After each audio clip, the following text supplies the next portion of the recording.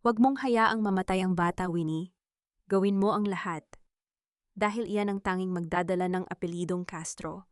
Iyan ang tanging mahalaga sa akin ngayon. Ang mga salitang iyon ay hindi nagmula sa isang estranghero, kundi mula sa asawa niyang si Fred. Malamig matalim at tila isang lason na mabilis na kumakalat sa malamig na hangin ng operating room. Bawat kataga ay humihiwa sa katinuan ni Winnie, mas masakit pa sa anumang talim ng scalpel na hawak niya sa mga sandaling iyon. Dahan-dahang ibinaba ni Winnie ang kanyang paningin sa pasyenteng nakahiga sa mesa si Zoraida, ang babaeng kasalukuyan niyang inililigtas mula sa malakas na pagdurugo pagkatapos nitong manganak. Ngunit hindi ang dumanak na dugo ang nagpatigil sa tibok ng puso ni Winnie. Ito ay ang makinang nagintong pulseras na nasa kaliwang bisig ng pasyente. Isang antigong alahas as may disenyong pamilyar sa kanyang mga mata, ang heirloom ng mga Castro na sinabi niyo ang kanyang biyenang si Doña Imelda na nanakaw raw sa kanilang bahay, ilang buwan na ang nakalilipas. Isang mapait na ngiti ang muntik nang kumawala sa mga labi ni Winnie sa ilalim ng kanyang surgical mask, habang ang kanyang mga kamay ay abala sa pagtatahi sa pagpigil sa agos ng buhay na nais kumawala sa pasyente. Ang kanyang isipan naman ay pilit na bumabalik sa eksena sa kanilang bahay bago siya tinawagan para sa emergency na ito. Sariwa pa sa kanyang alaala ang amoy ng inihanda niyang beef caldereta, ang paborito ni Fred. Nakahanda na ang mga kandila para sa kanilang ika-10 anibersaryo ng kasal. Suot niya ang kanyang pinakamagandang bestida sa ilalim ng kanyang puting laboratory coat, umaasang sa gitna ng pagod sa ospital, makakahanap sila ng sandali para ipagdiwang ang isang dekada ng pagsasama. Ngunit ang tanging natanggap niya ay ang tawag ng tungkulin at ngayon ang katotohanang mas masahol pa sa kamatayan. Naramdaman ni Winnie ang biglang panunuyo ng kanyang lalamunan. Ang bawat patak ng pawis sa kanyang noo ay tila naging kasing bigat ng tingga. Ang paligid na dati ay itinuturing niyang banal na lugar ang silid, kung saan siya nagbibigay ng pangalawang pagkakataon sa buhay, ay biglang naging isang kulungan ng dumi at kasinungalingan. Tila nawala ng pakiramdam ang kanyang mga daliri. Ang tunog ng monitor na nagbabantay sa tibok ng puso ng pasyente ay naging parang isang mabilis at nakakabinging yabag ng isang taong papalayo, iniiwan siyang mag-isa sa dilim. Gusto niyang sumigaw, gusto niyang itigil ang lahat, at itanong kay Fred kung gaano na ba katagal siyang ginagawang tanga, ngunit ang kanyang profesionalismo ay tila isang mabigat na kadena na pumipigil sa kanyang boses. Nang matapos ang operasyon at matiyak na ligtas na ang ina at ang sanggol, dahan-dahang lumabas si Winnie ng silid. Ang bawat hakbang niya sa pasilyo ng ospital ay tila paglakad sa ibabaw ng mga bubog. Pagbukas ng pinto, hindi ang pasasalamat ng isang asawa ang sumalubong sa kanya. Agad siyang nilagpasan ni Fred, halos mabangga ang kanyang balikat, para lamang sugurin ang pediatrician na may hawak sa bagong silang na sanggol. Anak ko, ang anak ko. Ang boses ni Fred ay puno ng emosyong kailanman ay hindi narinig ni Winnie para sa sarili niya sa loob ng maraming taon. Sa kabilang dulo ng pasilyo, nakatayo si Doña Imelda. Walang bakas ng pagkabigla sa kanyang mukha. Sa halip ang matanda ay lumapit kay Winnie nang may mapang-aping titig, tila ba ang pananahimik ni Winnie ay isang obligasyong dapat nitong tuparin. Huwag kang gagawa ng eksena dito, Winnie. Bulong ng kanyang biyanan ng boses ay parang kalansing ng tuyong dahon. Isipin mo ang reputasyon ng pamilya Castro. Isipin mo ang hiya na idudulot nito kung malalaman ng iba na ang asawa mo ay may anak sa labas dahil hindi mo siya mabigyan ng tagapagmana. Nanatiling nakatayo si Winnie, ang kanyang mga kamay, na kanina lang ay nagligtas ng buhay, ay nanginginig na ngayon sa kanyang tabi. Tiningnan niya ang kanyang asawa na masayang nakatingin sa sanggol at ang kanyang biyenan na tanging dangal lamang ang pinahahalagahan. Sa loob ng 10 taon, sapat na ba ang katapatan at sakripisyo para bayaran ang ganitong klaseng kataksilan? Or sadyang ang pag-ibig niya ay isa lamang malaking pagkakamali na ngayon ay naniningil na ng danyos pakpaten? Wala kang karapatang magreklamo, Winnie. 10 taon ka ng baog. Isang dekada na kaming naghihintay ng apo, pero ni isang pintig ng buhay ay hindi mo nagawang ilagay sa sinapupunan mo. Ang boses ni Doña Imelda ay hindi man lamang nanginig habang binibitiwan ang mga salitang tila mga lason na palasong tumatagos sa dibdib ni Winnie. Nakatayo sila sa gitna ng malawak na sala ng mansyon ng mga Castro, kung saan ang bawat mamahaling kagamitan ay tila mga piping saksi sa nagaganap na pag-uusig. Dahan-dahang ibinaba ni Winnie ang kanyang paningin sa hapagkainan na naroon pa rin sa kabilang bahagi ng silid. Ang mga kandila ay tuyo na at wala nang lingas. Ang paboritong pagkain ni Fred na maingat niyang inihanda ay namumuti na sa sebo malamig at hindi nakatakam-takam. Ang mithiin niyang ipagdiwang ang kanilang anibersaryo ay naging isang madilim na parangal para sa pagpanaw ng kanyang dangal. Isang doktor siya, isang babaeng iginagalang sa labas ng bahay na ito, ngunit sa loob ng mga pader na ito, siya ay isa lamang may sakit na hindi gumagaling, isang asawang bigo. Naramdaman ni Winnie ang unti-unting panlalamig ng kanyang mga kamay. Gusto niyang sumagot, gusto niyang isigaw na ang pagiging baog niya ay bunga ng labis na pagtatrabaho para maitaguyod ang ambisyon ni Fred nung nagsisimula pa lamang ito. Ngunit ang boses niya ay tila nalunod sa sarili niyang lalamunan.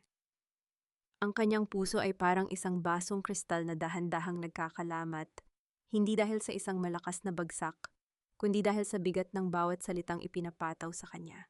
"Makinig ka sa akin, Winnie," patuloy ni Doña Imelda habang dahan-dahang lumalapit at hinahawakan ang balikat ni Winnie. Ang hawak na iyon ay hindi isang pag-alo, kundi isang babala. Huwag mong hayaang lamunin ka ng selos. Isipin mo ang hiya. Kapag nalaman ng publiko na may anak si Fred sa ibang babae, masisira ang kanyang pangalan bilang isang respetadong abogado. At ikaw magiging tampulan ka ng tsismis bilang asawang pinagpalit dahil hindi sapat. Gusto mo ba iyon? Tumingin si Winnie kay Fred na nakaupo sa kabilang panig ng sofa. Nakayuko ang kanyang asawa, tila ba ang sahig ang pinaka-interesanting bagay sa mundo. Walang bahid ng pagsisisi, walang tangka na ipagtanggol ang babaeng kasama niya sa loob ng 10 taon. Ang bawat segundo ng katahimikan ni Fred ay tila isang pako na ibinabaon sa krus na pasan ni Winnie. "What do you want me to do then?" Sa wakas ay nakapagsalita. Si Winnie, ang kanyang boses ay paos at halos pabulong na lamang. Ang bawat hininga niya ay tila may kasamang maliliit na tinik. Isang matamis, ngunit nakakangilong ngiti ang gumuhit sa mga labi ni Doña Imelda. "Kailangan nating protektahan ang bata. At kailangan nating protektahan ang pangalan natin. Dito titira si Zoraida. Ikaw bilang isang doktor, ang sisigurado na lalaking malusog ang apo ko. Sa mata ng mundo, ikaw ang mapagkumbabang asawa na tinanggap ang anak ng iyong asawa dahil sa laki ng iyong puso. You will be a hero, Winnie, isang martir para sa pamilya Castro." Tila tumigil ang pag-ikot ng mundo para kay Winnie. Ang mungkahi ng kanyang biyenan ay hindi lamang isang insulto. Ito ay isang sentensya ng habambuhay na pagdurusa. Titira sa iisang bubong ang babaeng kumuha ng lahat sa kanya at siya pa ang kailangang mag-alaga rito. "Are you insane, Mom?" Ang tanging nasabi ni Winnie, ang kanyang mga mata ay nanlalabo na dahil sa namumuong luha na pilit niyang hindi pinalalabas. "Papatirahin niyo rito ang kabit ni Fred sa harap ko." Biglang nag-angat ng tingin si Fred, ang kanyang mga mata ay puno ng inis sa halip na awa. "Winnie, please, just for a few months, hanggang sa lumakas si Zoraida. Utang na loob, gawin mo naman ito para sa kapayapaan natin. Huwag mo nang gawing mas komplikado ang lahat." Ang salitang utang na loob ay tila isang sampal na nagpabingi kay Winnie. Ang bawat sakripisyo niya, ang bawat gabing hindi siya natulog para damayan si Fred sa mga kaso nito, ang bawat sentimong ibinigay niya para sa pamilyang ito, lahat ba iyon ay kulang pa para ituring siyang tao? Dahan-dahang tumalikod si Winnie at nagsimulang humakbang paakyat ng hagdan. Ang bawat baitang ay tila pag-akyat sa isang bundok ng kawalan ng pag-asa. Ang katahimikan ng mansyon ay tila isang higanteng kumot na unti-unting sumasakal sa kanya. Pagdating sa kanilang silid, hindi siya umiyak. Humiga lamang siya sa kamayakap ang sarili habang ang lamig ng aircon ay tila nagpapatigas sa kanyang puso. Paano nga ba naging ganito ang kanyang buhay?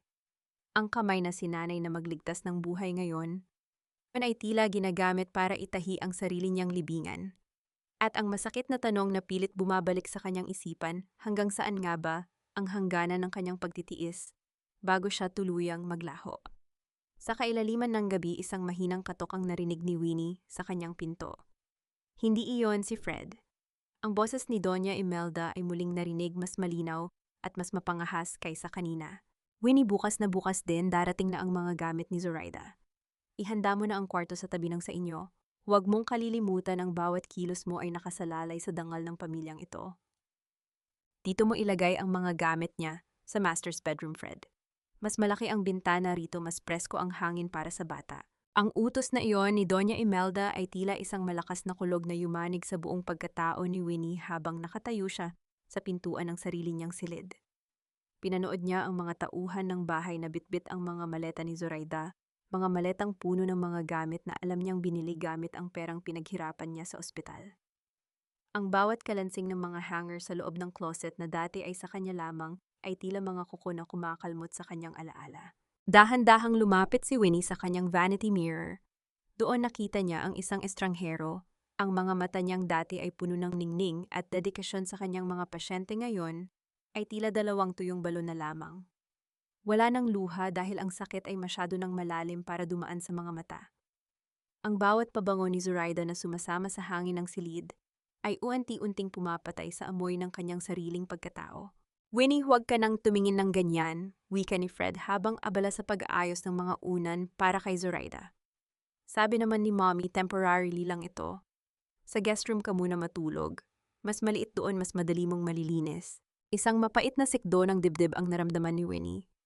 Ang guest room, ang silid na madilim at walang sapat na liwanag, doon siya itinatapon ng lalaking nangako sa harap ng altar na siya ang magiging reyna ng tahanang ito. Ang bawat hakbang niya palabas ng sarili niyang silid ay tila pagtalikod sa 10 taon ng kanyang buhay na parang isang basurang wala ng halaga. Nagtungo siya sa kusina para kumuha ng tubig, ngunit doon ay dinatnan niya si Zoraida na nakaupo sa kanyang paboritong upuan, humihigop ng mainit na gatas, na tila siya ang tunay na may-ari ng mansyon. Ang bawat galaw ng babae ay puno ng pang-uuyam, isang tahimik na deklarasyon ng tagumpay. Doktora, tawag ni Zoraida, ang boses ay malambing, ngunit may kalakip na lason. Medyo sumasakit ang likod ko. Sabi ni Fred, magaling ka raw mag-massage. Baka naman pwedeng pakicheck din ang vitamins ko kung tama ba ang dosage. Alam mo na baka ma-stress ang baby ko sa sobrang init ng ulo ng ibang tao rito. Humigpit ang kapit ni Winnie sa basong hawak niya. Naramdaman niya ang panginginig ng kanyang mga kalamnan. Ang isang tinitingalang OB-GYN na tulad niya ngayon ay ginagawang personal na caregiver ng kabit ng kanyang asawa. Ang bawat tibok ng kanyang puso ay tila isang babala. Isang babalang malapit na siyang sumabog, ngunit ang anino ni Doña Imelda na nakamasid sa malayo ay tila isang malamig na kamay na sumasakal sa kanyang galit. I am a Dr. Zoraida, not your servant. Ang tanging lumabas sa mga labi ni Winnie, ang boses ay matigas, ngunit kontrolado. Pero asawa ka ni Fred, di ba? Sagot ni Zoraida sabay tayo at paghaplos sa kanyang tiyan na tila isang sandata. At ang asawa dapat marunong magsakripisyo para sa pamilya. Lalo na kung ang asawa ay walang silbi pagdating sa pagpapatuloy ng lahi. Ang bawat salita ay tila isang mitya na dahan-dahang sinusunog ang pasensya ni Winnie. Tiningnan niya ang kanyang medical bag na nakapatong sa counter. Yun na lamang ang tanging bagay na nagpapaalala sa kanya kung sino talaga siya. Ngunit sa ilalim ng bubong na ito, ang kanyang titulo ay walang saysay. Dito siya ay isa lamang anino na pilit na binubura ng mga taong pinag-alayan niya ng kanyang buhay. Nang sumapit ang gabi sa loob ng maliit at malamig na guest room, nakahiga si Winnie habang nakatingin sa kisame. Naririnig niya sa kabilang pader ang tawanan ni Fred at Zoraida. Ang tunog ng kanilang kaligayahan ay tila mga latigo na humahampas sa kanyang likuran. Ang bawat buntong hininga niya ay tila may kasamang abo ng kanyang mga pangarap. Hanggang kailan niya kayang panindigan ang papel na ibinigay sa kanya. Ang papel ng isang martyr, na unti-unting nilalamon ng sarili niyang katahimikan. Isang mahinang tunog ng pagbukas ng cabinet sa kabilang kwarto, ang narinig ni Winnie ang cabinet kung saan niya itinatago ang kanyang mga pinakaiingatang dokumento at ang huling alaala ng kanyang ama. Isang biglang kaba ang gumapang sa kanyang dibdib. Dahan-dahan siyang tumayo at sumilip sa bahagyang nakabukas na pinto ng kanyang dating silid. Doon nakita niya si Zoraida na may hawak na isang maliit na kahon. Ang kahon na naglalaman ng tanging perang itinago ni Winnie para sa kanyang pangarap na klinika. Iyan ang huling alaala ni Papa. Huwag mong madungisan ng mga kamay mo ang pangarap ko. Ang boses ni Winnie ay pumiyok sa tindi ng emosyong pilit niyang ikinukubli habang nakatayo siya sa harap ni Zoraida. Ang maliit na kahon na gawa sa nara na may mga ukit ng bulaklak na ginawa pa ng kanyang yumaong ama ay hawak-hawak ng babaeng sumira sa kanyang buhay. Sa loob niyon ay hindi lamang mga alahas Naroon ang passbook ng isang lihim na bank account na pinag-ipunan ni Winnie sa loob ng maraming taon. Ang perang ilalaan sana niya para sa pagpapatayo ng isang libreng klinika para sa mga kababaihang hikahos sa buhay. Isang mapang-uyam na tawa ang kumawala sa mga labi ni Zoraida bago niya binitawan ang kahon sa ibabaw ng kama na tila ba isa lamang itong basurang walang halaga. Ang tunog ng pagbagsak ng kahoy sa malambot na kutsyon ay tila isang malakas na sampal sa pandinig ni Winnie. Pangarap sound ko. Sambit ni Zoraida habang tinitingnan ang kanyang bagong manicure na kuko. Doktora, sa lagay mong iyan pangarap pa ba ang iniisip mo? Dapat nga ay magpasalamat ka. Dahil sa kabila ng pagiging malamig mong asawa, may isang Fred Castro na handang manatili sa tabi mo. Isipin mo na lang na ang bawat sentimo na naririto ay contribution mo para sa kinabukasan ng tunay na tagapagmana ng pamilyang ito. Nanginig ang buong pagkatao ni Winnie. Mabilis niyang kinuha ang kahon at binuksan ito. Ngunit ang kaba sa kanyang dibdib ay nauwi sa isang malamig na takot na tila yelo na dumadaloy sa kanyang mga ugat. Ang passbook ay wala na ron, maging ang ilang mahahalagang dokumento ng lupang ipinamana sa kanya ng kanyang ama ay naglaho na rin. Dali-daling lumabas si Winnie ng silid at hinanap si Fred sa study room nito. Natagpuan niya ang kanyang asawa na kampanteng nagbabasa ng dyaryo habang humihigop ng mamahaling kape.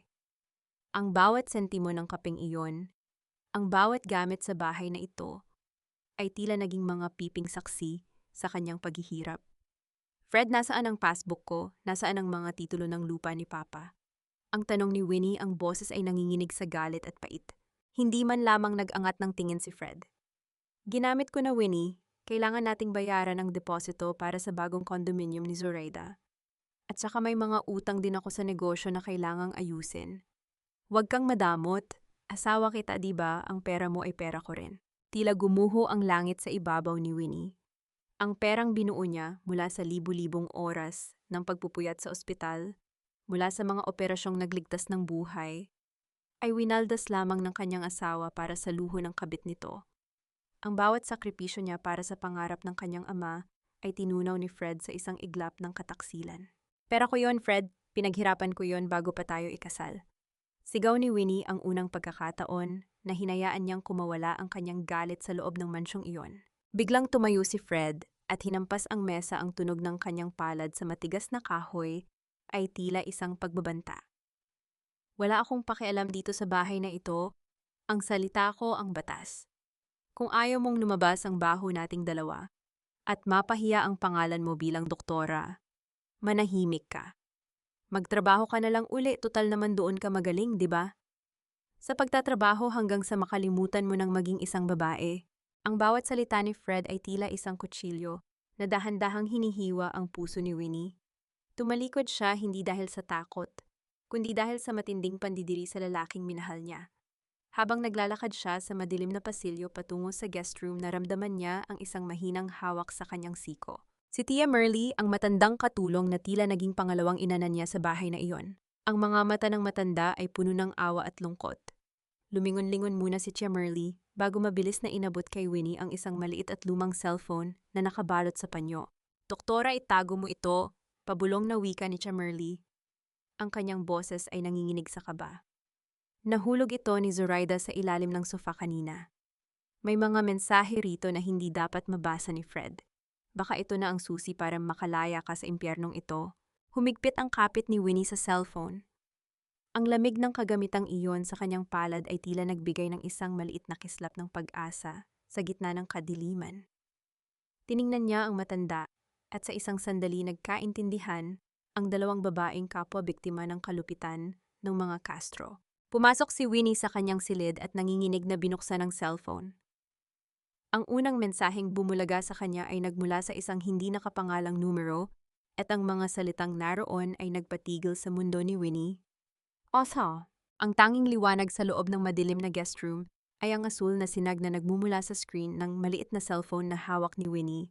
Sa gitna ng katahimikan ng gabi, ang bawat tibok ng kanyang puso ay tila isang tambol na nagbababala ng panganib. Nanginginig ang kanyang mga daliri habang binabasa ang mga mensaheng nakatago sa inbox ni Zoraida, mga salitang tila mga uod na gumagapang sa kanyang katinuan. Nasaan na ang pera? Huwag mong kalimutan, Zoraida, alam ko ang totoo. Isang tawag ko lang sa asawa mo guguho ang mundong binuo mo sa loob ng mansyong iyan. Hindi si Fred ang ama ng batang iyan. Alam nating dalawa kung sino ang tunay na nagpunla niyan. Ang mga salitang iyon ay tila isang malamig na tubig na ibinuhos sa nagbabagang galit ni Winnie. Napasandal siya sa matigas na sandalan ng kama habang ang kanyang hininga ay unti-unting nagiging mabilis at mababaw. Ang dugong kao na ipinagmamalaki ni Doña Imelda ang tagapagmana na naging dahilan ng kanyang pagiging basura sa bahay na ito, lahat ba iyon ay isang malaking kasinungalingan? Isang mapait na tawa ang muntik nang kumawala sa kanyang lalamunan. Ngunit ang takot na marinig siya sa kabilang kwarto ang nagtulak sa kanya na takpan ang kanyang bibig. Dahan-dahang binuksan ni Winnie ang folder ng mga larawan. Doon nakita niya ang mga kuha ni Zoraida kasama ang isang lalaking hindi niya kilala, isang lalaking may mga tattoo sa braso at may mapangahas na titig.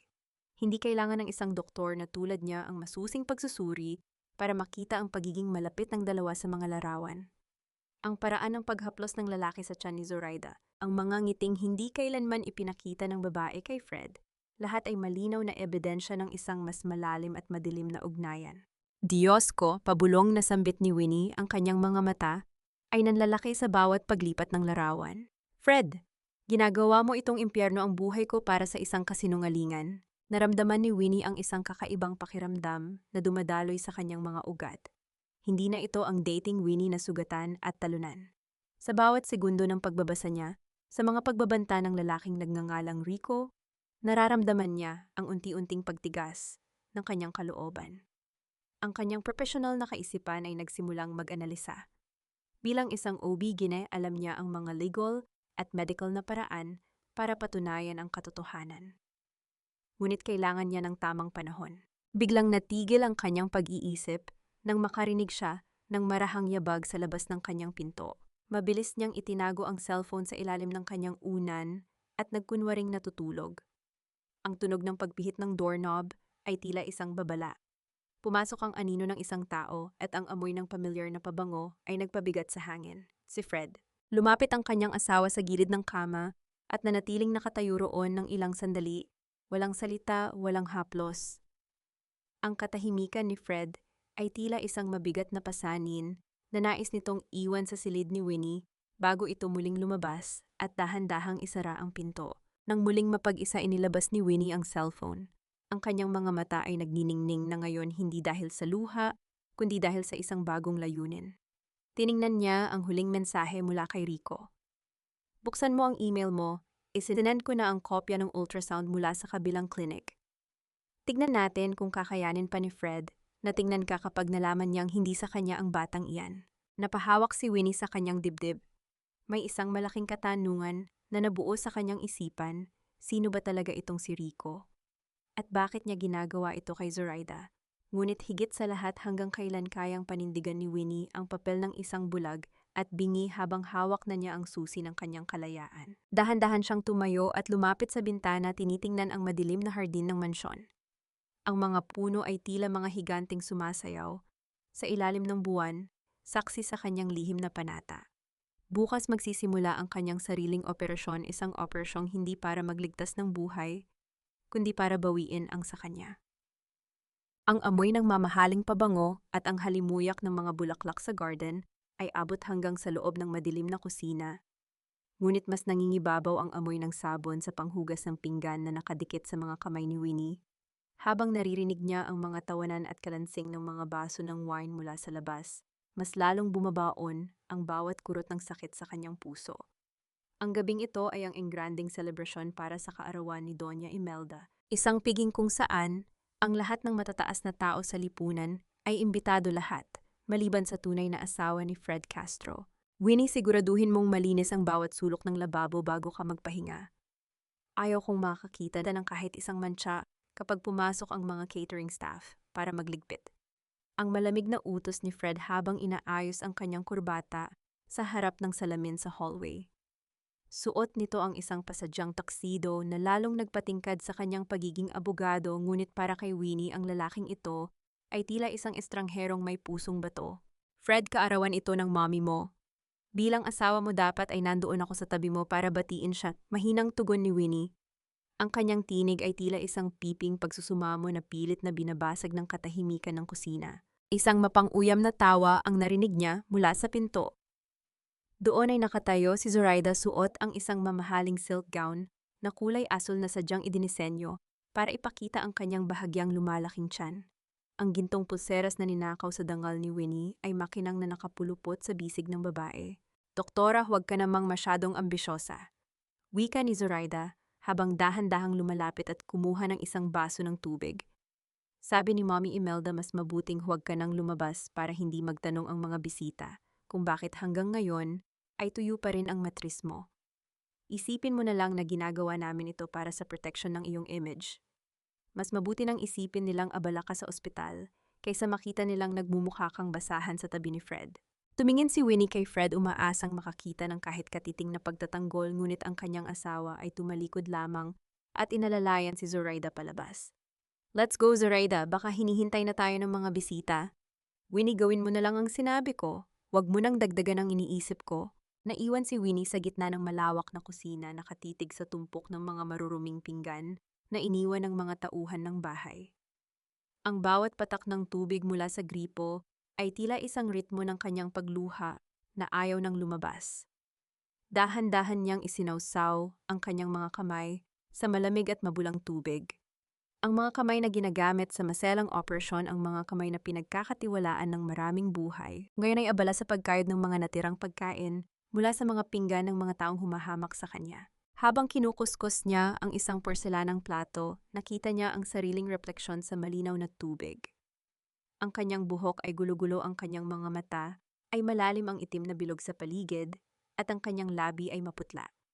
Hindi niya na makilala ang babaeng dati ay puno ng pangarap.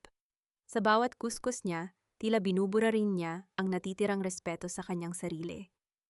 Ang ingay ng saya mula sa garden ay tila mga latigo na humahampas sa kanyang likuran, ipinapaalala na siya ay isang anino na lamang sa sarili niyang tahanan. Nagtungo siya sa likod ng mansyon para itapon ang mga basura, at doon mula sa malayo, nakita niya ang isang eksenang tuluyang nagpaguho sa kanyang mundo. Si Fred, sa harap ng lahat ng kanilang mga kaibigan at kamag-anak, ay iniharap si Zoraida bilang ang babaeng magbibigay ng bagong buhay sa mga Castro. Ang palakpakan ng mga tao ay tila isang nakabubulag na bagyo. Nakita ni Winnie ang saya sa mukha ni Doña Imelda habang hinahaplos ang tiyan ni Zoraida. Ang pagmamahal na kailanman ay hindi niya naramdaman mula sa kanyang biyenan. Bumalik si Winnie sa loob ng kusina, ang kanyang dibdib ay tila sasabog sa tindi ng sikip. Ngunit sa gitna ng kanyang paghihinagpis, naramdaman niya ang cellphone ni Zoraida na nakatago sa kanyang bulsa. Isang biglang kislap ng galit ang pumalit sa kanyang pighati. Dinala niya ang huling tray ng mga baso sa pantry nang makarinig siya ng isang pamilyar na boses mula sa likod ng pinto. Si Fred kausap ang kanyang matalik na kaibigang si Attorney Santos. "Fred, seryoso ka ba talaga rito?" "Paano si Winnie? Alam mong ang lahat ng ari-ariang hawak mo ngayon ay galing sa pinagbentahan ng lupa ng tatay niya." Ang boses ni Attorney Santos ay puno ng pag-aalinlangan. "Huwag kang mag-alala," sagot ni Fred, ang boses ay puno ng katusuhan. May mga dokumentong pinirmahan si Winnie noong nakaraang buwan na hindi niya binasa ng maayos. Sa oras na ipanganak ni Zoraida ang bata, handa na ang divorce papers at ang waiver niya sa lahat ng assets. Siya ang lalabas na nagpabaya at ako ang biktima. Wala siyang makukuha kahit isang sentimo. Napahawak si Winnie sa counter para hindi matumba. Ang kanyang asawa ang lalaking pinagkatiwalaan niya ng kanyang buhay, at kinabukasan ay matagal na palang nagpaplano na iwan siyang pulube at walang dangal. Ang sinag ng araw na tumatagos sa bintana ng kusina ay tila walang hatid na init para kay Winnie. Sa bawat paghiwa niya ng mga gulay para sa almusal ni Zoraida, ang bawat kislap ng kutsilyo ay tila paalala ng talim ng mga salitang narinig niya kagabi mula kay Fred. Kulang ang tulog, pagod ang katawan, at hungkag ang puso, ngunit kailangang magpatuloy. Kailangang manatili sa loob ng mansyong ito hanggang sa makuha niya ang lahat ng ebidensyang dudurog sa pader ng kasinungalingan ng mga Castro. "Doktora, ano ba itong inihanda mo? Bakit tila ang pait ng lasa ng sabaw na ito?" Ang tinig ni Zoraida ay pumutol sa malalim na pag-iisip ni Winnie. Nakaupo ang babae sa dulo ng mesa, suot ang isang mamahaling robe na tila ba isa siyang reynang pinagsisilbihan. Itinulak niya ang mangkok ng sopas nang may pandidiri dahilan upang tumalsik ang mainit na sabaw sa puting uniforme ni Winnie. Maayos ang pagkakaluto ko niyan, Zoraida. Baka ang panlasa mo lang ang may problema, mahinahong sagot ni Winnie habang pinupunasan ang kanyang damit. Ngunit bago pa siya makahakbang palayo ang anino ni Doña Imelda, ay bumalot sa pintuan ng kusina. Hawak ng matanda ang kanyang rosaryo, ang mga daliring. Kanina lang ay nagdarasal ay tila naging mga kuko ng isang agilang handang sumakmal. Ang kanyang mukha ay puno ng huwad na pag-aalala, isang maskarang kabisado na ni Winnie sa loob ng 10 taon. Winnie, ano itong naririnig ko? Pinapakain mo ng masama ang nagdadala ng apo ko. Ang boses ni Doña Imelda ay malumanay, ngunit may kalakip na banta. Nagdarasal ako sa altar para sa kaligtasan ng batang ito, tapos ikaw na isang doktor ay tila may masamang balak. Gusto mo bang mapahamak ang magiging tagapagmana namin dahil sa inggit? Wala akong masamang balak, Mommy. Ginagawa ko lang ang tungkulin ko. Sagot ni Winnie, ang kanyang mga mata ay pilit na umiiwas sa mapanghusgang tingin ng matanda. Tungkulin, isang mapait na tawa ang kumawala kay Doña Imelda. Ang tunay mong tungkulin ay magbigay ng anak, pero dahil bigo ka roon, ang tanging silbi mo ay alagaan ang babaeng nakagawa ng hindi mo kaya. Tingnan mo si Zoraida, namumutla siya. Siguradong nilagyan mo ng masyadong maraming asin ito para tumaas ang presyon niya. Dinaluhan ni Doña Imelda si Zoraida at hinaplos ang buhok nito na tila ba ito ang pinaka-iniingatang hiyas. Huwag kang mag-alala, Ija. Hindi ko hahayaang saktan ka ng babaeng ito. Winnie, humingi ka ng tawad sa kanya. Ngayon din, natigilan si Winnie. Hihingi ako ng tawad para sa anong dahilan, wala akong ginagawang masama. Biglang nagbago ang anyo ni Doña Imelda. Ang maamong mukha ay napalitan ng puot. Luluhod ka at hihingi ng tawad. Huwag mong kalilimutan, Winnie, na ang pamilyang ito ang nagbigay sa iyo ng lahat. Ang pagiging asawa mo kay Fred ay isang pribilehiyo na maaari naming bawiin anumang oras. Huwag mong ipakita sa akin ang yabang mo bilang doktora dahil sa bahay na ito, ikaw ay isang asawang walang halaga. Naramdaman ni Winnie ang panginginig ng kanyang mga tuhod. Hindi dahil sa takot kundi dahil sa tindi ng insulto sa kanyang pagkatao. Tumingin siya kay Zoraida na ngayon ay nakangisi ng palihim sa likod ni Doña Imelda. Ang bawat segundo ng katahimikan ay tila isang bigat na dumadagan sa balikat ni Winnie. Sa huli, dahan-dahang ibinaba ni Winnie ang kanyang katawan. Ang malamig na tiles ng kusina ay tila nagyayelong humalik sa kanyang mga tuhod. Ang pagluhod na iyon ay hindi tanda ng pagsuko, kundi isang paraan upang itago ang naglalagablab na apoy sa kanyang mga mata. Patawad, Zoraida, pumuwata. Pabulong na wika ni Winnie, ang bawat salita ay tila may kasamang laslas sa kanyang dila. Anong sabi mo, hindi ko narinig? Pang-uuyam ni Zoraida, habang dahan-dahang iniinom ang tubig. Patawad, mas malakas na ulit ni Winnie, habang ang kanyang mga kamay ay nakakuyom ng mahigpit sa ilalim ng mesa. Yan ang mabuti, wika ni Doña Imelda, muling hinawakan ang kanyang rosaryo at nagsimulang mag-antanda ng krus. Ang Diyos ay mahabagin sa mga marunong magpakumbaba. Ngayon linisin mo ang kalat na ito at ipagluto mo siya ng bagong pagkain. At siguraduhin mong masarap dahil kung hindi malalaman ito ni Fred. Nang makaalis ang dalawa, na natiling nakaluhod si Winnie sa sahig. Ang bawat patak ng luha na kanina pa niya pinipigilan ay dahan-dahang pumatak sa basang tiles. Ngunit kasabay ng pagtulo ng mga luhang iyon ay ang panunumpa sa kanyang sarili. Ang bawat hapdi ng kanyang tuhod, ang bawat insulto sa kanyang pagkatao ay magiging mitya ng isang malaking pagsabog. Tumayo siya at dahan-dahang hinaplos ang kanyang bulsa kung saan nakatago ang cellphone ni Zoraida. Doon may isang bagong notification na lumitaw. Isang mensahe mula kay Rico na may kalakip na larawan ng isang dokumento. Nabalik lamang ang diwa ni Winnie nang marinig niya ang malakas na kalabog ng pinto sa itaas. Alam niyang nagsisimula na ang tunay na laban. At sa laban na ito, hindi na siya ang biktima, siya na ang magiging hatol. Magpuwitay, hindi na ako luluhod pang muli. Sa susunod na mangyari iyon, sisiguraduhin kong kayo naman ang nasa sahig. Ang pangakong iyon ay paulit-ulit na umaalingaw-ngaw sa isipan ni Winnie habang maingat niyang inilalagay ang kanyang mga gamit sa loob ng kanyang medical bag. Ang lamig ng stethoscope sa kanyang mga daliri ay tila nagbibigay ng lakas na matagal na niyang kinalimutan. Sa labas ng mansyon ng mga Castro, ang mundo ay patuloy sa pag-ikot, ngunit sa loob ng maliit na guest room na ito, isang bagong Winnie ang dahan-dahang isinisilang isang version niya na hindi na basta-basta magpapaapi. Nagtungo siya sa ospital ng mas maaga sa kanyang shift, hindi para magtrabaho, kundi para makipagkita sa isang taong matagal na niyang hindi nakakausap. Sa isang maliit at tago na cafe malapit sa St. Jude Hospital, naupo si Winnie habang hinihintay si Attorney Manuel, ang matalik na kaibigan ng kanyang yumaong ama. Ang bawat kalansing ng kutsara sa tasa ng kape sa paligid ay tila nagpapakaba sa kanya, ngunit ang galit sa kanyang dibdib ay mas matimbang kaysa sa takot. Iha, ikinalulungkot ko ang lahat ng nangyayari sa iyo, wika ni Attorney Manuel matapos marinig ang buong kwento ni Winnie. Ang iyong ama ay isang mabuting tao at alam kong hindi niya matatagalan na makitang ginaganito ka ng mga Castro. Tungkol sa mga dokumentong sinabi mong pinapirmahan sa iyo ni Fred, kailangan nating makuha ang mga kopya niyan. Kung totoo ang hinala mo, maaari nating kasuhan si Fred ng economic abuse sa ilalim ng Valbucy Law. Gagawin ko ang lahat, Attorney Manuel. Determinadong sagot ni Winnie, ang kanyang tinig ay wala ng bahid ng pag-aalinlangan. Hindi ko na hinahangad na maibalik ang pagmamahal ni Fred. Ang gusto ko na lang ay mabawi ang dangal ko at ang pangarap ni Papa na kinuha nila sa akin. Pag-uwi sa mansyon, dumaan muna si Winnie sa isang electronic store.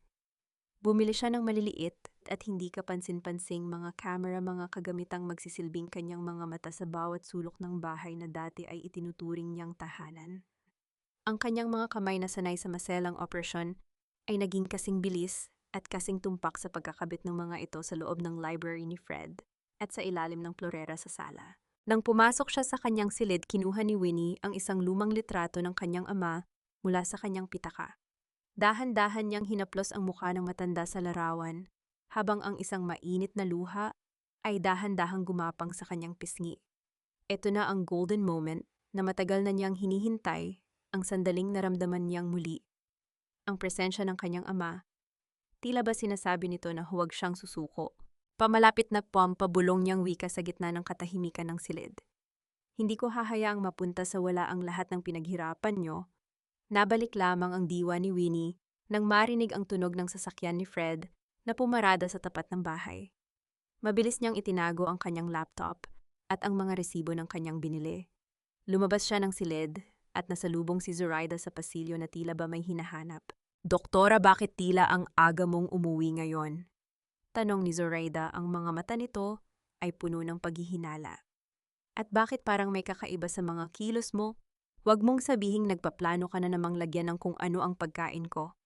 Marami lang akong ginawa sa ospital, Zoraida. At huwag kang mag-alala, wala akong panahon para sa mga laro mo." Malamig na sagot ni Winnie habang diretso ang tingin sa mga mata ng babae. Napansin ni Winnie ang pagkunot ng noo ni Zoraida. Dahan-dahang lumapit ang babae sa pintuan ng guest room ni Winnie, ang kamay nito ay tila handang pihitin ang doorknob. Ang bawat tibok ng puso ni Winnie ay tila isang malakas na yabag na nagbabala ng panganib. Kung papsok si Zoraida ngayon, makikita nito ang mga kagamitang hindi pa lubos na naitatago ni Winnie. "May itinatago ka ba rito, Winnie?" Panguuyam ni Zoraida, ang kanyang boses ay puno ng katusuhan. "Kasi kung ako sa iyo, hindi ako gagawa ng anumang hakbang na ikapapahamak ko. Alam mo naman si Mommy Imelda, isang salita ko lang, baka sa kalsada ka na matulog ngayong gabi." Humigpit ang kapit ni Winnie sa kanyang medical bag. Ang lamig ng pawis sa kanyang batok ay tila isang babala na ang kanyang unang hakbang ay maaari ring maging huli kung hindi siya mag-iingat. Minsan ang pinakaligtas na lugar ay ang gitna ng panganib. Ngunit paano kung ang panganib na iyon ay nagsisimula na ring magmanman sa iyo? Ang boses ng budhi ni Winnie ay tila isang piping babala. Habang mabilis niyang isinasara ang pinto ng kanyang silid, halos maipit ang mga daliri ni Zoraida. Narinig niya ang mahinang singhal ng babae. Sa labas, isang tunog ng pagkairita na hinaluan ng matinding kuryosidad. Humilig si Winnie sa likod ng pinto, ang kanyang dibdib ay nagpapatuloy sa mabilis na pagtibok na tila isang ibon na nais kumawala sa hawla. "Huwag kang masyadong kampante, Winnie." Ang boses ni Zoraida ay narinig niyang muli mas malapit na sa kahoy ng pinto. "Alam kong may ginagawa ka. At sisiguraduhin kong malalaman iyon ni Fred bago pa lumubog ang araw. Narinig ni Winnie ang papaalis na mga yabag ni Zoraida dahan-dahan at tila ba nag-iisip din ng susunod na hakbang. Nang matiyak niyang wala na ang babae, mabilis na binuksan ni Winnie ang kanyang laptop. Sa screen lumabas ang malabo, ngunit malinaw na sapat na kuha mula sa camera na itinago niya sa library ni Fred. Nakita niya ang kanyang asawa na abala sa pag-scan ng mga dokumentong pamilyar sa kanya. Iyon ang mga orihinal na titulo ng lupa ng kanyang ama. Naramdaman ni Winnie ang panunuyo ng kanyang lalamunan.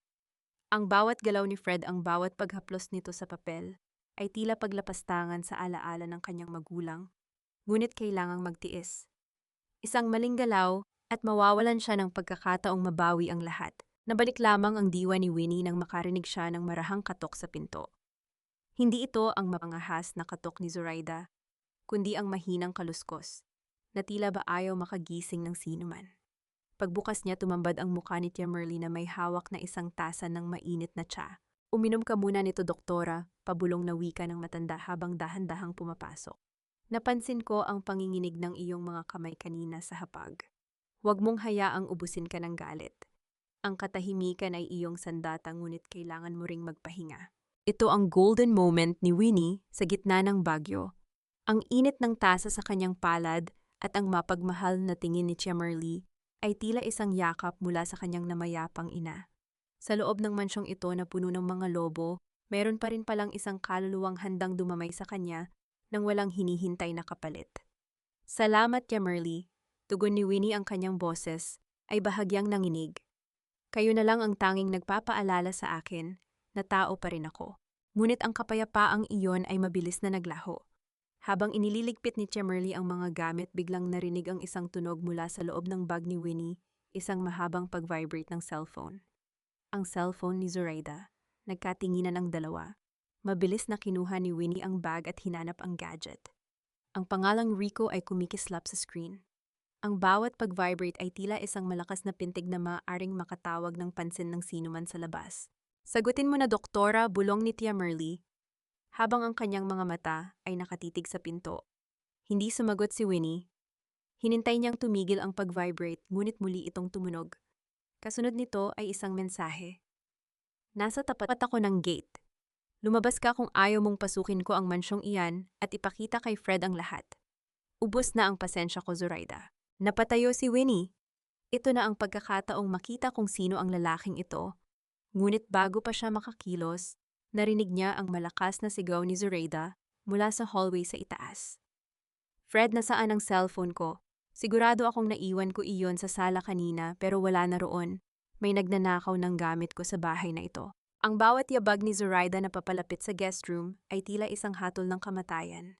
Ang kaba sa dibdib ni Winnie ay naging kasing bigat ng isang bato. Kung papasok si Zoraida ngayon at marinig ang cellphone sa loob ng silid na ito, tapos na ang lahat. Ang bangungot na pilit niyang tinatakasan ay tuluyan na siyang lalamunin. Mamamatay tao ka, Winnie. Gusto mong patayin ang anak ko dahil sa inggit. Ang hiyaw na yon ni Zoraida ay tila isang matalim na kidlat na bumasag sa katahimikan ng mansyon, kasunod ng nakakangilong tunog ng katawang humahampas sa bawat matigas na baitang ng hagdanan. Sa itaas nakatayo si Winnie, ang kanyang mga kamay ay nakataas pa sa hangin, hindi dahil sa itinulak niya ang babae, kundi dahil sa pagtatangkang abutin ito upang pigilan sa pagkahulog. Ngunit huli na. Ang lahat ay tila nangyari sa isang iglap ng mapanlinlang na galaw. Isang dula-dula ang sadyang idinisenyo para sa kanyang pagbagsak. Nabalik lamang ang diwa ni Winnie nang marinig niya ang mabilis at mabibigat na yabag ni Fred mula sa sala. Ang kanyang asawa ay patakbong umakyat, ang mukha ay puno ng takot na nauwi sa naglalagablab na puot nang makita ang kalagayan ni Zoraida na nakahandusay sa paanan ng hagdan. Ang bawat tibok ng puso ni Winnie ay tila isang mabigat na tambol na nagbabadya ng parating na bagyo. Zoraida, Diyos ko, ang anak ko. Ang boses ni Fred ay pumiyok sa tindi ng kaba habang dahan-dahang kinakarga ang babaeng kunwaring nawalan ng malay. Tumingin ito sa itaas at ang mga mata ni Fred ay tila dalawang nagbabagang apoy na direktang nakatitig sa kaluluwa ni Winnie. Anong ginawa mo, Winnie, hayop ka? Wala ka na bang natitirang konsensya? Fred, hindi ko siya itinulak, siya ang biglang. Ang paliwanag ni Winnie ay naputol ng mabilis na umakyat si Fred at hinarap siya sa dulo ng hagdanan. Ang amoy ng alak at galit na nagmumula kay Fred ay tila sumasakal sa hangin. Sa kabilang panig lumabas si Doña Imelda. Mula sa kanyang silid ang mga kamay ay nakahawak sa kanyang dibdib habang nagsisimulang mag-hysterical. Ang bawat salitang lumalabas sa bibig ng matanda ay tila mga pako na ibinabaon sa krus na pasan ni Winnie. Ang miro ng kawalang katarungan ay muling nagsimulang umikot mas mabilis at mas malupit kaysa noon. Ito na ba ang sinasabi mo, Fred? Ang sigaw ni Doña Imelda habang pababa patungo kay Zoraida. Sabi ko na nga ba at may masamang balak ang babaeng iyan? Gusto niyang ubusin ang lahi natin dahil wala siyang kakayahang magbunga. Winnie, napakasama ng puso mo. Isang doktor ka pa naman, pero mamamatay tao ang kaluluwa mo. Naramdaman ni Winnie ang panginginig ng kanyang buong katawan. Bilang isang doktor, ang kanyang unang instinto ay ang bumaba at suriin ang kalagayan ni Zoraida, ngunit ang bawat hakbang niya ay hinaharangan ng puot ni Fred. Ang miron ng irony ay tila isang malupit na biro. Ang babaeng nagligtas ng libu-libong buhay ngayon ay pinararatangan ng pagpatay sa harap ng sarili niyang pamilya. Hindi ko magagawa iyon, Fred. Alam mo kung gaano ko pinahahalagahan ang buhay, pabulong na wika ni Winnie. Ang kanyang mga mata ay nanlalabo na dahil sa luhang pilit na kumakawala. Ang bawat hininga niya ay tila may kasamang maliliit na tinik ng kawalan ng pag-asa. Sinungaling ay Papa. Ang boses ni Fred ay umalingaw-ngaw sa buong pasilyo. Nakita ko ang mga kamay mo, nakita ko kung paano mo siya tiningnan kanina. Napakasalbahe mo, Winnie. Hindi ko akalaing ang babaeng pinakasalan ko ay isang halimaw na kayang pumatay ng sariling dugo. Dahan-dahang itinaas ni Fred ang kanyang kanang kamay. Ang bawat sandali ay tila bumagal. Nakita ni Winnie ang paggalaw ng mga kalamnan sa braso ng kanyang asawa, ang paghigpit ng kamao nito, at ang determinasyon sa mga mata nito. Nasaktan siya sa unang pagkakataon sa loob ng 10 taon. Ang lamig ng hangin sa pasilyo ay tila naging kasing talim ng isang kutsilyo na naghihintay na bumaon sa kanyang balat. Ito ang golden moment ng kanyang pagdurusa.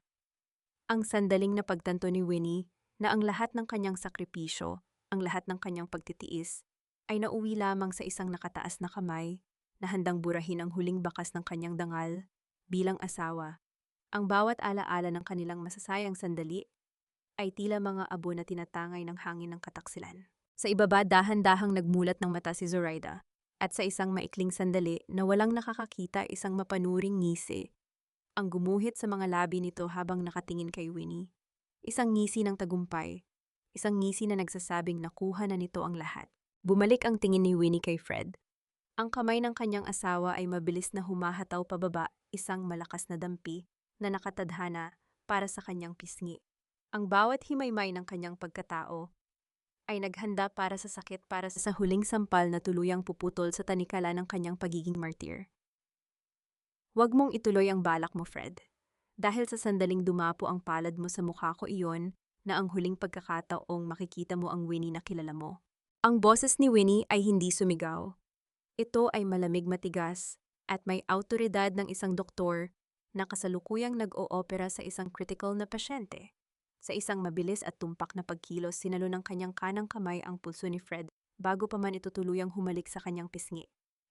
Ang higpit ng pagkakasapo ni Winnie sa braso ng asawa ay sapat na upang mapatigil ang lakas nito, isang pisikal na pagpapakita ng lakas na matagal na niyang itinago sa ilalim ng kanyang pagiging martir. Napatitig si Fred, ang kanyang mga mata ay nanlalaki sa gulat. Sa loob ng 10 taon, si Winnie ay tila isang anino na laging sumusunod, isang tubig na laging sumasabay sa agos ng pamilya Castro. Ngunit ang babaeng hawak niya ngayon ay tila isang pader na yari sa bakal, hindi natitinag, hindi natatakot. Ang bam ng galit sa mukha ni Fred ay napalitan ng isang uri ng pagkalito, habang ang lamig ng pawis sa kanyang noo ay tila naging kasing dulas ng kanyang kataksilan. "Bitiwan mo ako, Winnie!" Ang boses ni Fred ay pumiyok, isang tunog ng duwag na nagtatago sa likod ng pagiging agresibo. "Itinulak mo ang babaeng nagdadala ng anak ko, wala kang karapatang pigilan ako." "Wala kang alam, Fred? Dahil ang tanging nakikita mo ay ang mga bagay na gusto mong makita," mahinahong sagot ni Winnie, habang dahan-dahang binitawan ang braso nito nang may kasamang matinding pandidiri. Tumingin siya kay Zoraida na nasa ibaba na ngayon ay tila mas lalong nag-iinarte sa yakap ni Doña Imelda. Zoraida, alam nating dalawa kung ano ang totoo. At ikaw, Fred. Kung gusto mong manatiling bulag sa mga sarswelang ginagawa ng kabit mo, huwag mo akong idamay. Mula sa araw na ito, walang sino man sa bahay na ito ang may karapatang humawak sa akin ng may kasamang pananakit. Bye, kisatpot aha. Napakawalang hiya mo, sigaw ni Doña Imelda mula sa ibaba, ang kanyang mukha ay namumula na sa tindi ng galit. Fred, palayasin mo na ang halimaw na iyan. Wala siyang puwang sa pamilya natin. Tumingin si Winnie sa kanyang biyanan, isang tingin na puno ng pait at pag-unawa. Huwag kayong mag-alala, Mommy. Hindi niyo na kailangang magmakaawa.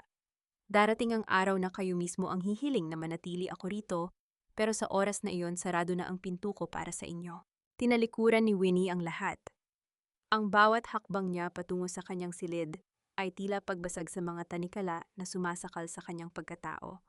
Pagpasok sa guest room, agad niyang isinara ang pinto at mabilis na kinuha ang kanyang laptop.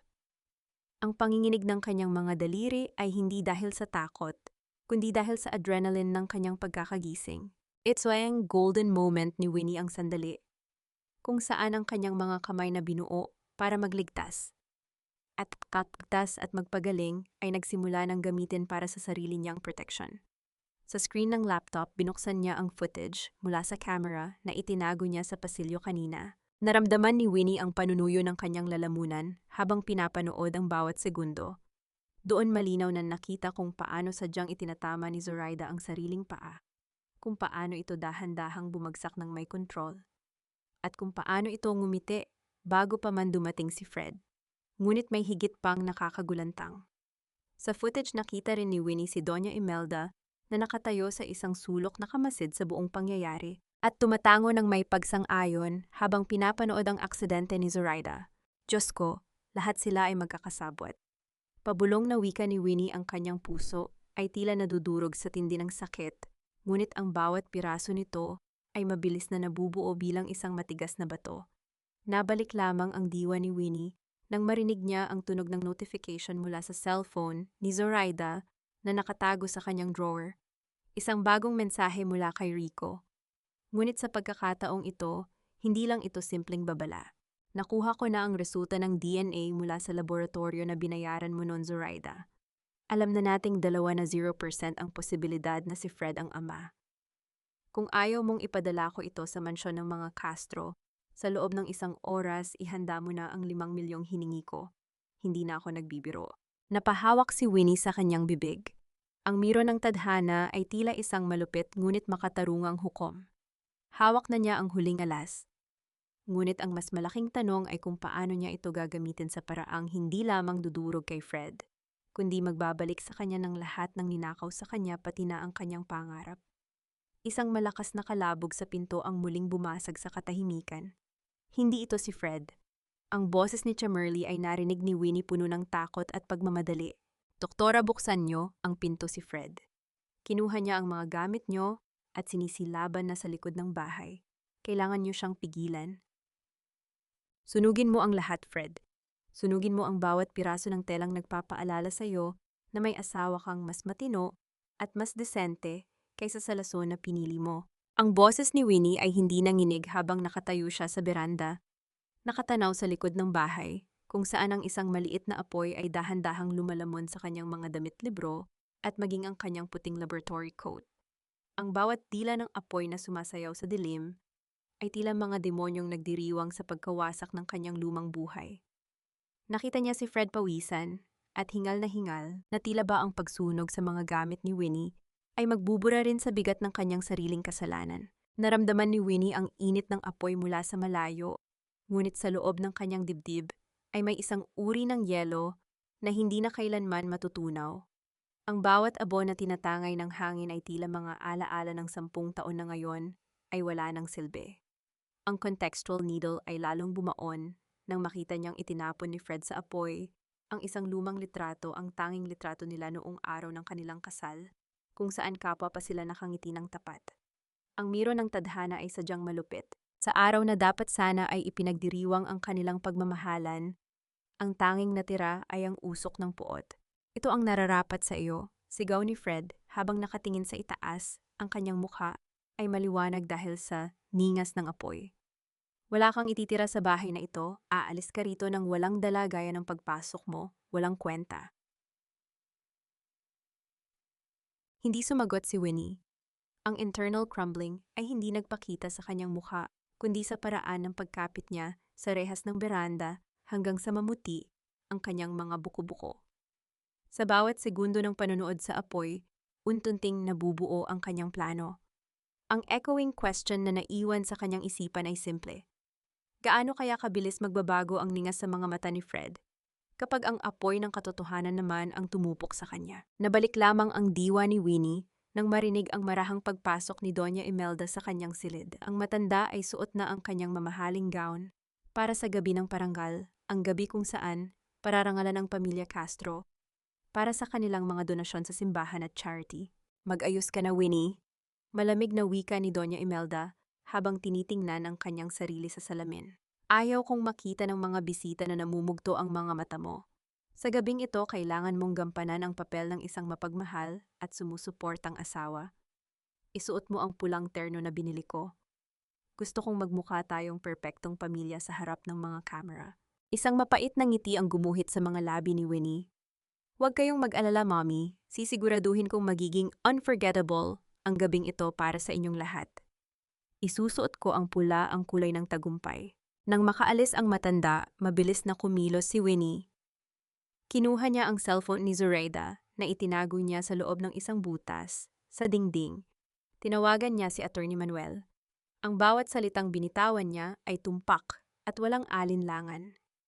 Ang lahat ay nakahanda na ang video footage ang resulta ng DNA at ang mga dokumento ng illegal na transaction ni Fred.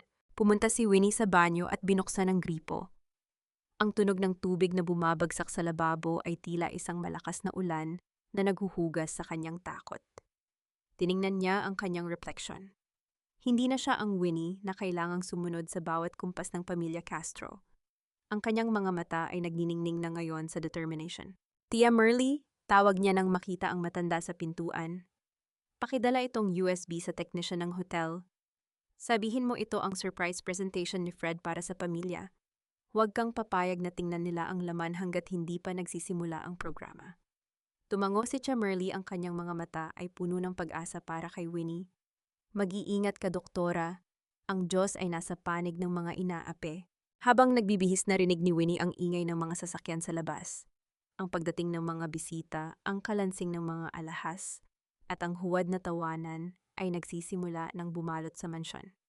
Ngunit para kay Winnie, ang bawat tunog ay tila isang hudyat ng pagsisimula ng isang huling operasyon. Isang operasyong puputol sa bawat ugat ng kasinungalingan sa buhay niya. Isang huling tingin sa apoy sa likod ng bahay na ngayon ay abo na lamang. Ang hangin ay malamig at ang langit ay madilim, tila nakikiramay sa katahimikan, bago ang malakas na pagsabog. Handa na akong pabulong niyang wika habang isinusuot ang kanyang pulang takong. Ang bawat hakbang niya pababa ng hagdan ay tila isang deklarasyon ng digmaan. Ngunit sa paglabas niya ng pinto, isang hindi inaasahang tawag ang natanggap niya sa sariling cellphone. Doktora Winnie Ito, ang security mula sa St. Jude. May isang lalaking nagngangalang Rico na nagwawala rito sa lobby. Hinahanap ka niya at may hawak siyang baril. Panda. Ang katotohanan ay parang isang operasyon masakit madugo at nakakatakot, ngunit ito lamang ang tanging paraan para tuluyang maalis ang tumor na sumisira sa iyong pagkatao. Iyan ang huling kaisipang pinanghawakan ni Winnie habang dahan-dahan siyang bumababa mula sa kanyang sasakyan sa tapat ng Marangyang Hotel kung saan gaganapin ang gabi ng parangal. Ang kanyang pulang terno ay tila isang naglalagablab na hudyat sa gitna ng kadiliman. Sa kabila ng balitang may armadong lalaking naghahanap sa kanya sa ospital, hindi natinag si Winnie. Alam niyang ang tunay na banta ay wala sa dulo ng baril, kundi nasa loob ng ballroom na ito ang mga taong bumaril sa kanyang dangal sa loob ng 10 taon. Ang bawat hakbang niya sa ibabaw ng pulang karpet ay tila paglakad sa gitna ng isang digmaan na siya lamang ang nakakaalam. Ang contextual needle ay lalong naging matalim nang makita niya sa gitna ng ballroom sina Fred at Doña Imelda na nakangiti sa harap ng mga kamera. Habang inaalalayan si Zoraida, na tila ba isa itong santong dapat sambahin. Ang kumukititap na flash ng camera ay tila mga paalala ng bawat sentimong ninakaw ni Fred mula sa pangarap ni Winnie para lamang tustusan ang huwad na karangalang ito. Winnie, sa wakas ay narito ka na. Bulong ni Doña Imelda nang makalapit ang minugang babae. Hinawakan ng matanda ang braso ni Winnie nang may higpit na tila isang bakal na kumpit. Ayusin mo ang mukha mo, ngumiti ka. Sa gabing ito ang pamilya Castro ang bida.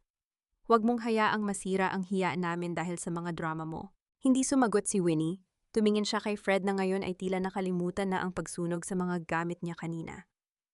Ang kanyang asawa ay kampanteng nakikipag-usap sa mga matataas na opisyal, ipinagmamalaki ang kanyang mga tagumpay bilang abogado. Ang internal crumbling ni Winnie ay natigil na. Ang natira na lamang ay ang malamig na determinasyon ng isang taong wala nang balak pang lumingon. Nagsimula ang programa. Umakyat sa entablado si Doña Imelda para sa kanyang talumpati tungkol sa kahalagahan ng pamilya at integridad. Ang bawat salitang lumalabas sa bibig ng matanda ay tila isang malaking insulto sa bawat sakripisyo ni Winnie. Ang pamilya ay binuo sa pundasyon ng katapatan. Wika ni Doña Imelda sa mikropono, ang boses ay puno ng huwad na emosyon. At ang aking anak na si Fred kasama ang kanyang katuwang sa buhay ay patunay na ang dangal ay higit pa sa anumang kayamanan. Ito na ang hudyat. Tumango si Winnie sa technician na nasa gilid ng entablado. Ang USB na ibinigay ni Tia Merly ay nakasaksak na. Sa gitna ng palakpakan biglang namatay ang mga ilaw at ang malaking screen sa likod ni Doña Imelda ay nagliwanag. Ngunit sa halip ng mga larawan ng charity work ng mga Castro, ang unang lumabas ay ang resulta ng DNA test na may pangalan ni Zoraida at ang resultang 0% probability of paternity para kay Fred Castro. Ang katahimikan sa loob ng ballroom ay naging kasing bigat ng isang libingan. Ang bawat hininga ng mga bisita ay tila tumigil. Kasunod nito ay ang malinaw na footage mula sa camera sa pasilyo. Ipinapakita ang bawat anggulo kung paano sadyang itinatama ni Zoraida ang sarili para mahulog sa hagdan at ang masakit na bahagi kung saan si Doña Imelda ay nakamasid lamang at tumatango ng may pagsang-ayon sa panloloko. Ano ito? Ang boses ni Fred ay pumiyok, ang kanyang muka ay nawalan ng kulay habang nakatingin sa screen. Ang bawat mata sa loob ng ballroom ay nakatitig na ngayon sa kanya, hindi na may paghanga, kundi may matinding pandidiri at pangungutya. Hindi pa doon natapos. Ang huling bahagi ng presentation ay ang mga dokumento ng illegal na paglilipat ng pondo mula sa account ni Winnie patungo sa dummy account ni Fred para sa pagsusugal at para sa condo ni Zoraida. Ang bawat transaction ay may petsa at pirmang peke ni Winnie. Hayop ka, Winnie, tau! Sigaw ni Fred habang sinusubukang umakyat sa entablado para itigil ang presentation, ngunit hinarangan siya ng mga security guard na tinawagan na ni Attorney Manuel bago pa magsimula ang gabi. Ang echoing question ay tila isang malakas na sigaw sa isipan ng lahat. Paano nagawang sikmurain ng isang respetadong pamilya ang ganitong klaseng kabuktutan? Sa gitna ng kaguluhan, biglang bumukas ang malaking pinto ng ballroom. Isang lalaking hingal na hingal pawisan at may hawak na baril ang pumasok. Si Rico. Ang kanyang mga mata ay nanlilisik habang nakatingin kay Zoraida na ngayon ay nanginginig na sa takot sa tabi ng mesa. Zoraida, nasaan ang pera ko? Ang hiyaw ni Rico ay yumanig sa buong ballroom. Sabi mo kapag nakuha mo na ang lahat sa mga Castro, magsasama na tayo ng anak ko, niloko mo ako. Itinutok ni Rico ang baril hindi kay Winnie, kundi kay Fred na ngayon ay nagtatago na sa ilalim ng mesa. Ang bawat sigaw ng mga bisita ay tila isang musika ng katarungan sa pandinig ni Winnie. Nakatayo siya sa gitna ng entablado, ang pulang terno ay makinang sa ilalim ng mga spotlight. Siya ang tanging taong hindi natatakot, ang tanging taong marangal sa gitna ng mga halimaw. Ang cliffhanger ay tila isang matalim na kutsilyo na nakatutok sa lalamunan ng tadhana. Sino ang unang matatamaan ng bala, ang lalaking nagnakaw ng pangarap ni Winnie o ang babaeng nagnakaw ng kanyang asawa? At sa gitna ng panganib na ito, handa ba si Winnie na iligtas ang mga taong pumatay sa kanyang puso? Anak, Winnie, tulungan mo ako. Sabihin mo sa kanila na hindi totoo ang lahat. Ikaw ang asawa ko, kailangan mo akong protektahan. Manmong, boses ni Fred ay gumaralgal, isang tunog ng desperation na nagmumula sa isang taong nasa kailaliman ng kanyang sariling hukay. Nakaluhod ang tinitingalang abogado sa gitna ng ballroom, ang kanyang taksido ay gusot-gusot at ang kanyang mukha ay basang-basa ng pawis at luha. Sa kanyang harapan ang mga pulis na tinawagan ni Attorney Manuel ay handa nang ilapat ang mga posas sa kanyang mga kamay. Ang bawat kislap ng bakal ay tila isang hatol na mabilis na tumatapos sa kanyang karera at karangalan. Dahan-dahang lumapit si Winnie, ang kanyang pulang terno ay tila isang bakod na naghihiwalay sa kanyang dangal at sa dumi ng pagkatao ni Fred. Tiningnan niya ang kanyang asawa, ang lalaking minahal niya, ng 10 taon, ang lalaking pinag-alayan niya ng kanyang pangarap. Ngunit sa pagkakataong ito wala siyang naramdamang galit. Wala ring awa. Ang tanging naroon ay ang isang malawak na kawalan, isang katahimikan na mas nakakabingi kaysa sa anumang sigaw. Ang miron ng tadhana ay sadyang makatarungan. Ang lalaking nagnakaw ng kanyang pondo para sa pangarap na klinika ay ngayon ay ninakawan din ng bawat hibla ng kanyang integridad. Tapos na ang pag-arte, Fred. Malamig na wika ni Winnie, ang boses ay matatag at walang bahid ng pag-aalinlangan. Ang bawat pirma mo sa mga peking dokumento, ang bawat sentimong kinuha mo sa akin, at ang bawat pasa sa aking damdamin, lahat iyon ay may katumbas na pananagutan sa ilalim ng batas. Hindi kita ililigtas dahil sa pagkakataong ito pinili ko nang iligtas ang sarili ko. Sa kabilang bahagi ng ballroom, si Zoraida ay pilit na kumakawala sa hawak ng mga gwardya, habang si Rico ay dahan-dahang ibinababa ang kanyang baril. Ang kanyang mga mata ay puno ng pait nang ma-realize na ginamit lamang siya ng babaeng akala niya ay ina ng kanyang kinabukasan. Ang bawat camera ng cellphone ng mga bisita ay nakatutok sa kanila, bawat anggulo ng kanilang kahihiyan ay kumakalat na sa social media sa real time. Ang contextual needle ay lalong bumaon nang makita ni Winnie si Doña Imelda na nakasandal sa pader. Ang kanyang mukha ay maputla at tila tumanda ng 10 taon sa loob ng isang oras. Ang hiya na pilit nitong iniwasan ay ngayon ay tila isang malaking alon na tuluyang lumamon sa kanyang pangalan. Ang aking apo, ang dugo ng mga Castro.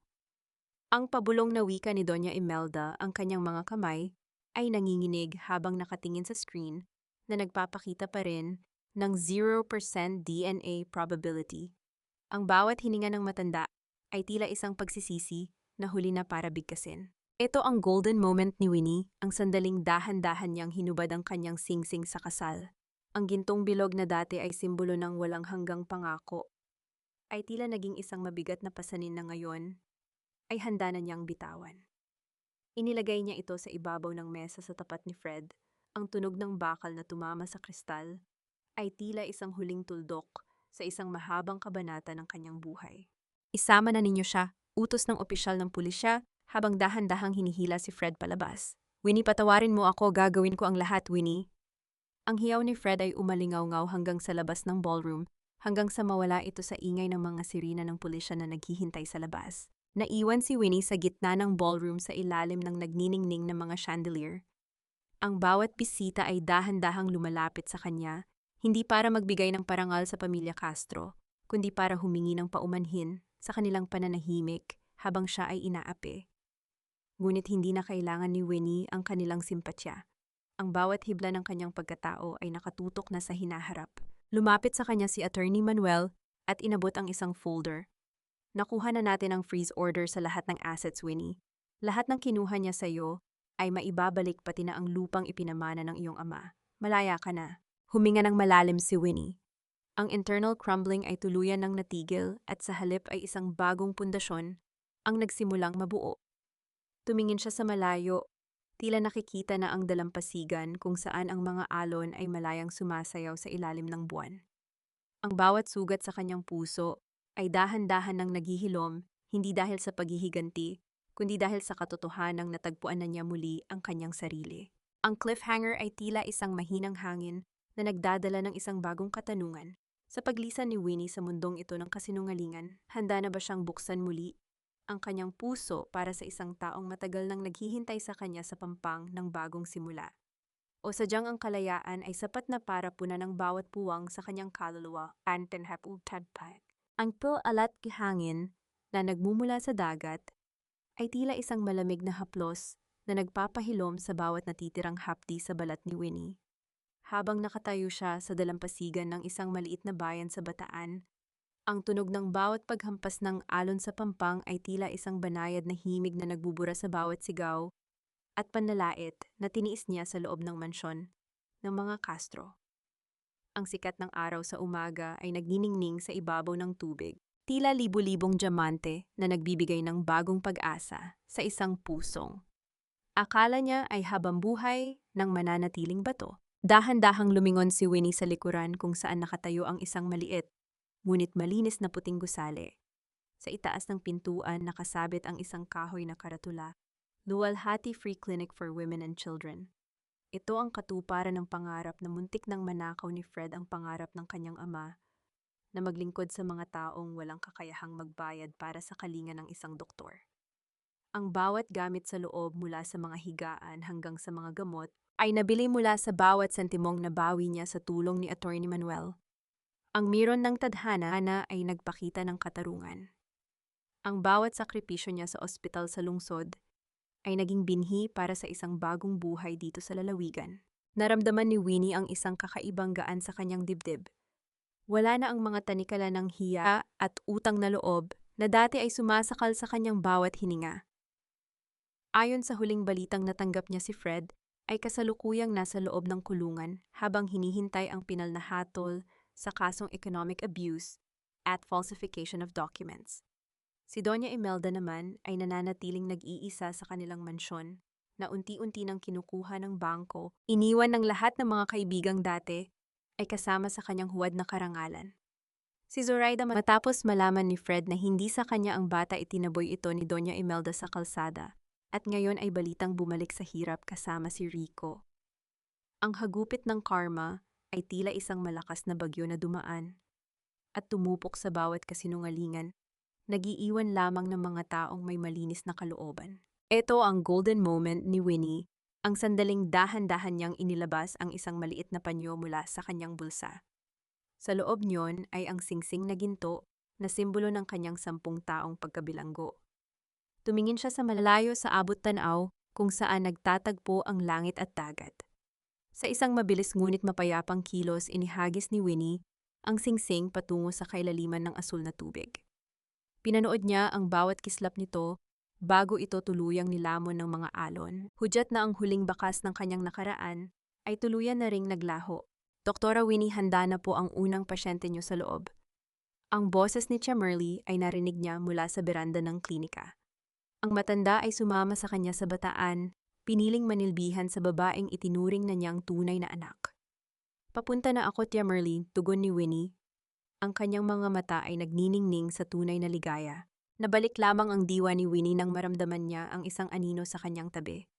Isang lalaking suot ang simpleng t-shirt at maong may dalang isang baso ng mainit na barako.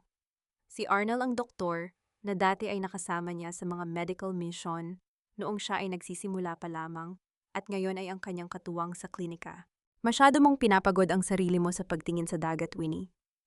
Wika ni Arnel nang may banayad na ngiti habang iniaabot ang kape. Kailangan mong mag-almusal, may mahabang araw tayo sa harap natin. Tinanggap ni Winnie ang baso, ang init nito sa kanyang palad ay tila isang pangako ng kaligtasan, asan at pagrespeto. Ang bawat sulyap ni Arnel ay walang bahid ng pagmamaliit, kundi puno ng paghanga sa lakas na ipinamalas ni Winnie. Ang echoing question ng kanyang puso ay unti-unti nang nasasagot. Hindi kailangang maging reyna ng isang mansyon para maging maligaya. Sapat na ang maging reyna ng sarili mong buhay. Dahan-dahang humakbang si Winnie pabalik sa kanyang klinika kasabay ni Arnel. Ang bawat yapak niya sa buhangin ay tila isang panata na hindi na siya muling lilingon sa dilim. Ang bawat hininga niya ay puno ng bango ng dagat at ng bagong simula. Ang sugat sa kanyang puso ay maaaring may pilat pa, ngunit ang pilat na iyon ay hindi na tandang sakit. Ito ay tanda ng kanyang tagumpay. Lumipas ang 3 taon na tila ba isang banayad na agos ng ilog na unti-unting naglilinis sa bawat dumi ng nakaraan. Sa loob ng Luwalhati Free Clinic, ang tunay na ingay na naririnig ay hindi na ang sigawan ng pag-aaway o ang kalansing ng mga huwad na alahas, kundi ang malulutong na tawa ng mga batang nabigyan ng bagong pagkakataon sa buhay at ang mga pasasalamat ng mga ina na muling nakatagpo ng pag-asa. Nakatayo si Winnie sa tapat ng bintana ng kanyang opisina, pinapanood ang dahan-dahang paglubog ng araw sa abot tanaw. Ang kanyang mga kamay na dati ay nanginginig sa takot at galit ngayon ay matatag at puno ng kalinga. Napatingin siya sa kanyang mga daliri, wala na roon ang anumang bakas ng ginto mula sa pamilya Castro, ngunit naroon ang mga pilat ng pagsisikap, na ngayon ay itinuturing niyang mga medalya ng kanyang tagumpay. Sa tanong kung napatawad na ba niya sina Fred at Doña Imelda, ang sagot ni Winnie sa kanyang sarili ay isang tahimik na pagtango. Hindi dahil karapat-dapat sila sa kapatawaran, kundi dahil karapat-dapat ang kanyang kaluluwa sa kapayapaan. Ang pagpapatawad para kay Winnie ay hindi ang paglimot sa sakit, kundi ang pagpili na huwag nang hayaan ang sakit na iyon na diktahan ang kanyang kinabukasan. Nabalitaan niyang si Fred ay dahan-dahan nang tinatanggap ang kanyang sentensya sa loob ng pitan, habang si Doña Imelda ay nananatiling bilanggo ng sarili nitong kalungkutan sa isang maliit na apartment malayo sa karangyaan ng nakaraan. Ang karma ay hindi laging mabilis, ngunit ito ay laging tumpak. Nahanap na ba ni Winnie ang tunay na kapayapaan? O sa bawat gabing nakakatulog siya ng mahimbing nang walang bigat sa dibdib? Sa bawat umagang nagigising siya na ang tanging iniisip ay kung paano makakatulong sa kapwa. Ang kanyang kapayapaan ay hindi nanggaling sa ibang tao, kundi mula sa loob ng kanyang sarili, sa pagtanggap na siya ay sapat, na siya ay mahalaga, at na ang kanyang halaga ay hindi nasusukat sa pagiging asawa ng isang makapangyarihang lalaki. Ang aral na nais iwan ni Winnie sa bawat babaeng nakikinig sa kanyang kwento ay simple lamang: ang tunay na kaligayahan ay hindi matatagpuan sa pagmamay-ari ng isang asawa, kundi sa pagmamay-ari ng iyong sariling buhay. Huwag matakot na putulin ang mga tanikala ng mapanirang pag-ibig, dahil sa kabila ng bawat pagtatapos ay may isang mas magandang simula na naghihintay. Ang pagiging martir ay hindi kabanalan, kung ito ay nagiging daan para wasakin ang iyong pagkatao. Naramdaman ni Winnie ang marahang pagdampi ng kamay ni Arnel sa kanyang balikat. Walang salita, isang mainit na presensya lamang na nagpaparamdam na hindi na siya muling mag-iisa sa kanyang mga laban. Isang matamis na ngiti ang sumilay sa mga labi ni Winnie habang dahan-dahan silang naglalakad palabas ng klinika patungo sa pampang, kung saan ang mga alon ay tila bumubulong ng isang huling pamamaalam sa nakaraan. Ang sugat sa kanyang puso ay tuluyan ng naghilom, nag-iiwan ng isang pilat na magsisilbing paalala na siya ay isang mandirigma.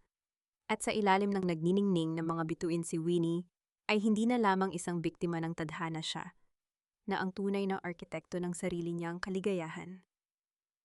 At sa bawat bagong umaga, patuloy na isinusulat ni Winnie ang kanyang sariling kwento, malayo sa bawat anino ng nakaraan. Sa pagtatapos ng paglalakbay na ito, nais kong mag-alay ng isang tapat at malalim na pasasalamat sa bawat isa sa inyo na nanatili at nakinig hanggang sa huling kataga. Hindi naging madali ang paghabi ng kwento ni Winnie. May mga gabi na tila nararamdaman ko rin ang bigat sa kanyang dibdib, lalo na noong isinusulat ko ang eksena sa loob ng silid operasyon. Ang sandaling ang kanyang mga kamay ay kailangang magligtas ng buhay, habang ang sarili niyang mundo ay unti-unti nang naglalaho. Ang bawat salitang inyong narinig ay hango sa mga totoong karanasan at mga matatapang na babaeng nakasalamuha ko. Mga babaeng itinuring na mahina, ngunit may taglay palang lakas na kayang magpabagsak sa mga pader ng kasinungalingan. Ungibuay parang isang maliit na butilang binhi. Kailangan muna nating dumaan sa dilim at mabaon sa ilalim ng lupa bago tayo muling sumibol at mamukadkad patungo sa sikat ng araw. Nais kong ipaalala sa inyo na ang pagpapatawad ay hindi isang tanda ng pagsuko, kundi isang mitya ng liwanag. Na tayo mismo ang sumisindi para hindi na tayo maligaw sa dilim ng puot. Ang tunay na katarungan ay hindi lamang nakikita sa pagbagsak ng mga nagkasala, kundi sa muling pagtayo ng mga pusong sadyang pinatibay ng tadhana. Ngunit bago tayo tuluyang magpaalam, may isang tanong na nais kong iwanan sa inyong mga puso. Kung ikaw ang nasa kalagayan ni Winnie, kakayanin mo rin bang patawarin ang taong kumuha ng lahat sa iyo, alang-alang sa iyong sariling kapayapaan? Or sapat na ang lumayo at magsimulang muli nang hindi na tumitingin sa likod? Sana ay nagustuhan ninyo ang ating kwento at naway nag-iwan ito ng isang mainit na bakas sa inyong kaluluwa. Huwag kalimutang i-like ang video na ito at i-share sa inyong mga kaibigan at mahal sa buhay. Iwanan din ang inyong mga tapat na salubin sa comment section. Nais kong malaman ang inyong mga opinyon tungkol sa naging desisyon ni Winnie. Mag-subscribe na rin sa ating channel para laging updated sa mga susunod nating paglalakbay sa mundo ng damdamin.